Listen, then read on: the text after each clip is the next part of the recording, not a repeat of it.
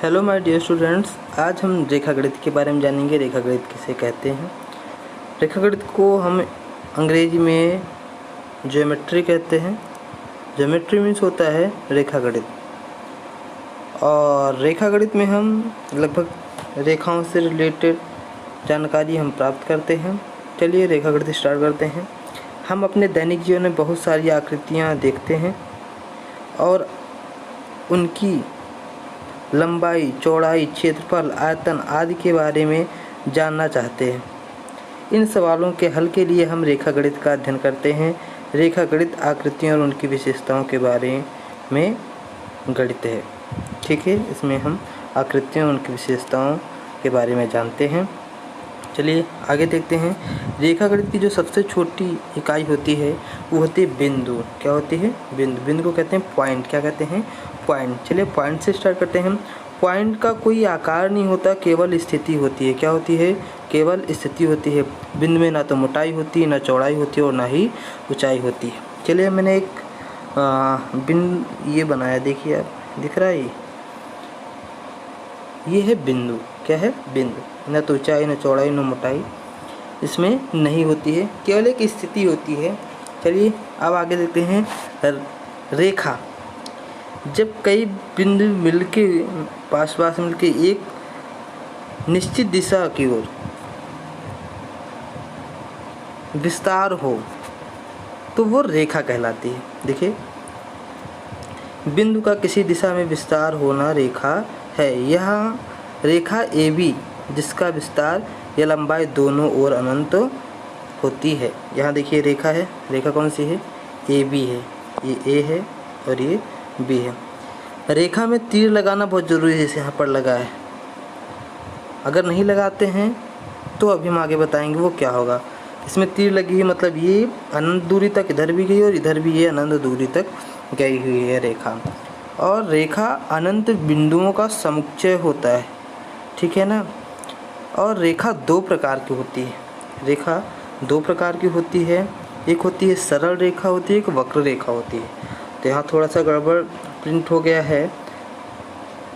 सरल रेखा ही नीचे वाली है। ये सरल रेखा बिल्कुल सीधी, ये सरल रेखा है।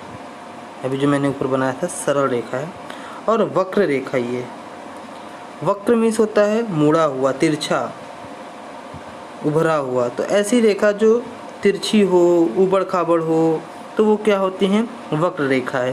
तो यहाँ पर ये कौन सी रेखा है? जैसे मैं बनाऊँ, ये क्या है? वक्र रेखा है। और कहूँ मैं सरल रेखा, तो वो क्या है? बिल्कुल सीधी रेखा क्या होगी? सरल रेखा होगी। अच्छा, वक्र रेखा में भी ऐसे बनाना पड़ेगा। ठीक है ना?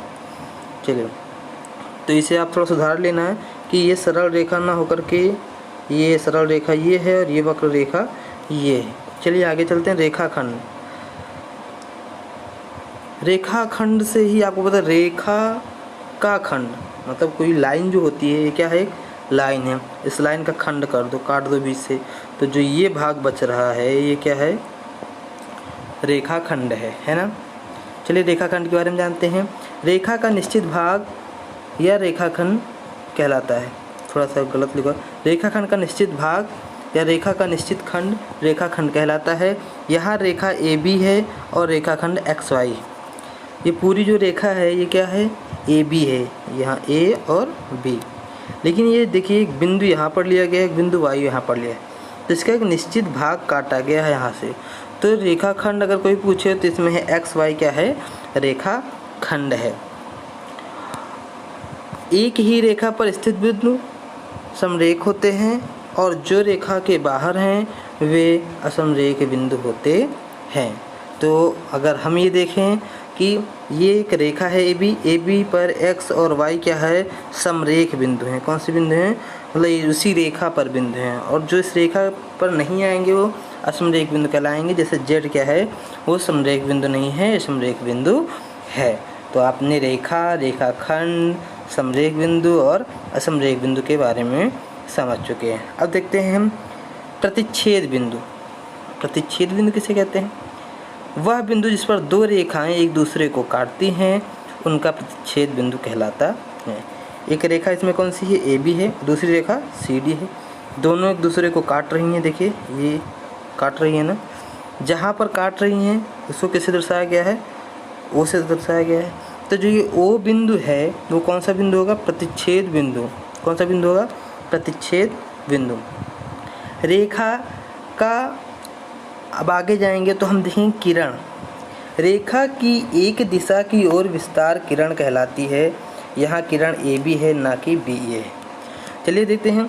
रेखा है, रेखा दोनों तरफ ऐसी होती है, लेकिन किरण एक ही तरफ होती है। जैसे हम टार्च जलाते हैं तो जब टार्च को हम जलाएंगे तो उससे जो प्रकाश, टार्च लाइन जो उससे प्रकाश निकलता है वो दूर तक जाता है और एक ही ओर जाता है। मतलब इसका स्टार्टिंग पॉइंट पता चलेगा यहाँ से, लेकिन एंडिंग पॉइंट नहीं पता चलेगा कहाँ पर है। तो किरण है, किरण ए से स्टार्ट हुई है बी की ओर। अगर इसी में अगर ये जो चित्र बना है, चित्र ऐसे बना होता और इसका नाम ए होता और यहाँ पर बी होता, तब हम क्या लिखते, तब लिखते किरण बी ए है, क्योंकि बी से ए की ओर जा रही है। ठीक है ना। चलिए आगे देखेंगे समांतर रेखा। समांतर रेखा किसे कहते हैं, रेखा समझ लीजिए, रेखाखंड समझ लीजिए, सरल रेखा, वक्र रेखा। समांतर रेखा ऐसी दो रेखाएं जिनके बीच की दूरी समान होती है या जो कभी आपस में प्रतिच्छेद ना करें, समांतर रेखा कहलाती हैं। समांतर मीन्स होता समान अंतर, मतलब ऐसी दो रेखा, देखो समान अंतर रेखा मतलब ऐसी दो रेखाएं जिनके बीच की दूरी समांतर हो। और जब समांतर दूरी होंगी तो कभी कटेंगे। रेलवे की पटरी देखें ना, रेल लाइन, तो वो कभी एक दूसरे को प्रतिच्छेद नहीं करेंगी, पैरेलल जाएंगी बिल्कुल। तो अभी क्या है, समांतर रेखा। कौन सी रेखा हैं, समान अंतर पर हैं। इनके बीच की दूरी अगर यहाँ 4 सेंटीमीटर के बीच की दूरी है तो यहाँ भी 4 और यहाँ भी 4। फिर आगे ये अनंत तक रेखा जाएगी तो अनंत दूरी तक के समान अंतर ही रहेगा इसमें, तो ये होगी समांतर रेखा। अब देखते हैं पृष्ठ तल या समतल किसे कहते हैं। तो आप देखे होंगे कि हम सभी देखते हैं, सभी ठोस की जो सतह होती है, सतह को तल या पृष्ठ कहते हैं। क्या कहते हैं, सतह को पृष्ठ या तल कहते हैं। समतल सभी दिशाओं में असीमित रूप में फैलता है, उदाहरण छत, फर्श आदि। ये सब क्या है, पृष्ठ है, तल है। ठीक है ना। तल भी दो प्रकार के होते हैं, एक सपाट होता है, एक वक्र होता है। सपाट जो बिल्कुल मतलब बिल्कुल प्लेन हो, बिल्कुल सीधा हो, एक कहते हैं कि उनका कहीं पर उभरा हुआ ना हो, एक जैसा। और वक्र तल जो उठा हो, कहीं नीचे धंसा हुआ हो, तो वो हुआ वक्र तल। जैसे सपाट में देखिए, मेज का ऊपरी सतह क्या होता है, सपाट होता है। पन्ना बिल्कुल एकदम प्लेन होता है। ब्लैक बोर्ड देखिए बिल्कुल प्लेन। और वक्र तल की बात करें तो वक्र तल जो होता है उठा हुआ, है ना। जैसे सिलेंडर देखो ऐसे गोल रहेगा, है ना। बाल्टी का बाहर देखो हिस्सा उठा रहेगा, या कहीं पहाड़ पर्वत देखो, तो ये सारी चीज़ें क्या हैं, वक्र तल हैं। ठीक है ना। अब आते हैं ठोस के बारे में जानेंगे थोड़ा सा। ठोस किसे कहेंगे, है ना। तो वे सभी आकृतियाँ जिनका विस्तार तीनों अक्षों में होता है, अर्थात जिनकी लंबाई चौड़ाई ऊंचाई भी होती हैं, जैसे गोला, शंकु, ईंट और घनाभ, घन, ये सब क्या हैं, ठोस हैं। और ठोस आपके आसपास दिख भी रही होंगी, बहुत सारी चीज़ें होंगी। चलिए आगे देखते हैं, कोण के बारे में जानेंगे। किसके बारे में जानेंगे, कोण। किरण मैंने पढ़ा था, है ना। किसी भी प्रारंभिक बिंदु से अपसारित होने वाली दो किरणें कोण बनाती है। मान लीजिए एक बिंदु है, मैं इसका नाम रखता हूँ ए। क्या रखता हूँ, ए। और ये इसी प्रारंभिक बिंदु है, यहीं से एक किरण हम प्रसारित करते हैं ए ओ, मतलब ए बी रखते हैं, और एक यहीं से करते हैं ए सी। अभी क्या है कि ये जो दोनों किरणें निकली हैं, इनके जो झुकाव ये मिल रहा है अपने को, यही है कोण। एंगल कहते हैं अंग्रेजी में, कोण। यही क्या है, कोण। और कोण को दर्शाते कैसे हैं, जैसे इस कोण को लिखना है, जो कोण नीचे बना है ये, इसको लिखना है तो इसका लिखेंगे कोण बी ओ ए, या इसको लिख सकते हैं कोण ए ओ बी। चाहे ऐसे लिखें और या फिर इसको हम ऐसे भी लिख सकते है, पढ़ने का तरीका है ये और बताने का तरीका है। चलिए आगे देखते हैं। आकृति को पहचानें। त्रिभुज, 3 भुजाओं से घिरी हुई आकृति को त्रिभुज। चतुर्भुज, 4 भुजाओं से घिरी हुई आकृति को, कैसे भी चतुर्भुज हो सकता है, ऐसे भी ये भी चतुर्भुज ही है। तो 3 भुजाओं से घिरी हुई आकृति को त्रिभुज, 4 भुजाओं से घिरी हुई आकृति चतुर्भुज, 5 भुजाओं से घिरी हुई पंचभुज, ऐसे षष्ठभुज होता है। घन और घनाभ, यह आकृति पहचान लीजिए, क्योंकि हम अब ये कोण, त्रिभुज, चतुर्भुज, बहुभुज, घन, घनाभ की विशेष और अधिक जानकारी के लिए आगे वीडियो बनाएंगे। अब अभ्यास कार्य पे आ जाते हैं। आप लोगों के अभ्यास कार्य ये है कि मिलान करना स्तंभ ए को स्तंभ बी से। जैसे ग्लोब देखे ना, उसका तल कैसा होता है, वक्र होता है। स्टील की अलमारी समतल होता है। खीरा कैसा होता है, वक्रतल होता है। लोहे की पाइप वक्रतल होती है।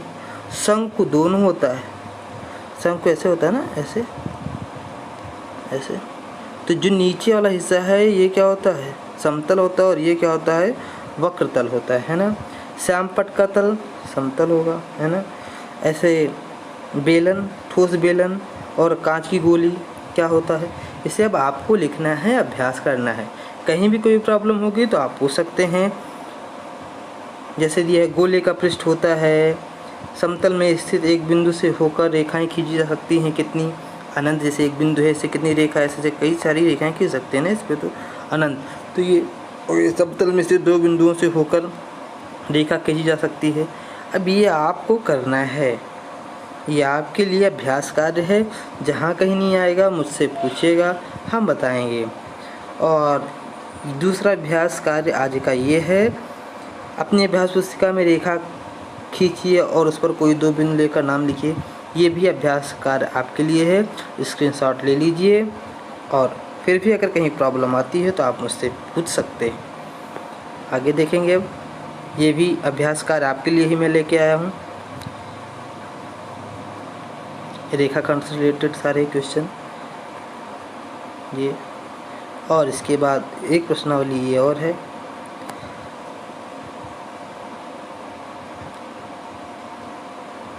स्क्रीनशॉट ले लीजिए आप लोग, ताकि आपको आसानी हो करने में।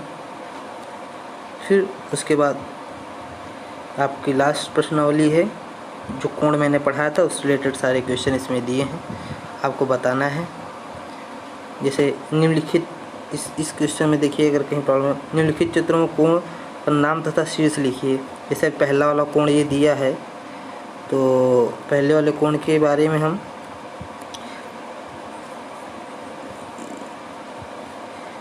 ये बी वाला देखो, ये वाला बी वाला ODE ये कोण है। तो इसको पढ़ेंगे कैसे, सबसे पहले DOB पढ़ेंगे, कोण DOB पढ़ेंगे। या भी मैंने बताया था कोण BOD पढ़ेंगे, ठीक है ना। और अगर कोई पूछे इसका शीर्ष लिखिए, तो शीर्ष हमेशा O है, जो बीच में होता है वही है, ये इसका शीर्ष है ना, शीर्ष है। जैसे किरण, ये देखो, इसमें बहुत इम्पॉर्टेंट चीज़ है कि सही स्तंभ जो मिलाना है, ये क्वेश्चन आप देखिए। ये स्तंभ ए को स्तंभ बी से किरण जब भी होगा तो किरण ऐसे बताया था ना कि वो तीर ऐसे हमेशा एक जगह शुरू होगी और लास्ट में जाके ख़त्म होगी। रेखा दोनों तरफ और रेखाखंड निश्चित भाग होता है। तो इसको ऐसे मिला लीजिएगा, सॉल्व करके आप मुझे भेज दीजिएगा। और कहीं कोई प्रॉब्लम आए तो आप मुझसे बेझिझक पूछेगा। बहुत बहुत धन्यवाद। PDF चाहिए होगा तो कमेंट बॉक्स में बताइएगा, हम आपको PDF प्रोवाइड कर देंगे। Thank you so much.